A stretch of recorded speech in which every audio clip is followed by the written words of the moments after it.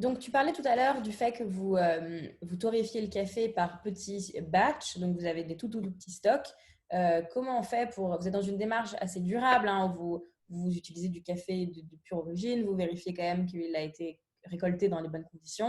Donc, toute cette démarche un peu de sustainability, comment elle s'adapte à Good Life et comment vous faites pour gérer un petit peu le gaspillage La sustainability, comme tu dis, c'est très important pour nous. Le premier point, ça se passe vraiment au niveau du sourcing, donc de la manière dont on achète notre café vert. Pour ça, on fait confiance à différents importateurs. L'idée étant, le café de spécialité, de se dire, de l'opposer donc au café de commodité, qui est le café un peu standard, qui est un café qui est tradé, un café de négoce, encore une fois, on y revient. Donc, par café tradé, qu'est-ce que ça veut dire? Ça veut dire que c'est le marché qui va fixer le prix. Le marché va dire aujourd'hui le café dans le monde vaut tel prix. Et c'est comme ça. Donc, de facto, le fermier doit aligner son prix pour pouvoir le vendre sur ce marché. À l'inverse, dans le café de spécialité, c'est une approche qui est beaucoup plus bottom-up, où en gros, le fermier récolte son café, le déguste. En le dégustant, il fait ce qu'on appelle un Q-grading, donc quality grading, qui va donner une note au café. Donc ce Q-grading, c'est quelque chose de 0 à 100. Quand le café dépasse les 80 sur 100, et donc 80 et plus, il entre dans ce que l'on appelle le café de spécialité, par sa finesse, par ses qualités intrinsèques.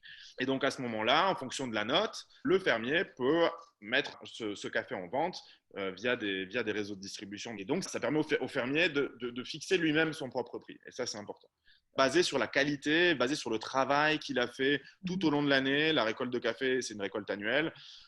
Donc voilà, donc ça c'est vraiment le point le plus central dans notre rapport à la durabilité.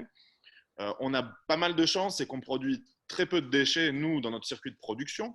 Le café, quand tu le torréfies, il produit une petite pellicule qu'on appelle la chaff. Il y a cette peau-là du café, donc nous, on récupère. À titre d'exemple, Mac Café a développé aux États-Unis un projet pilote avec Ford, où en gros, ils récupèrent cette chaff pour en faire des bioplastiques.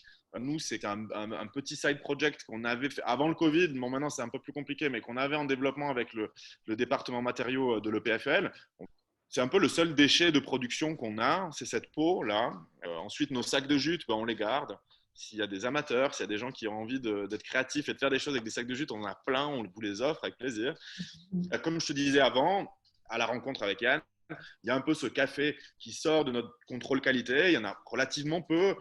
Il y a celui qui sort de notre contrôle qualité. Il y a aussi tous les cafés qu'on torréfie pour des échantillons, etc. Enfin, on a du café et voilà, donc tout ce café-là aussi, ça, on le met de côté et ce café, on l'offre.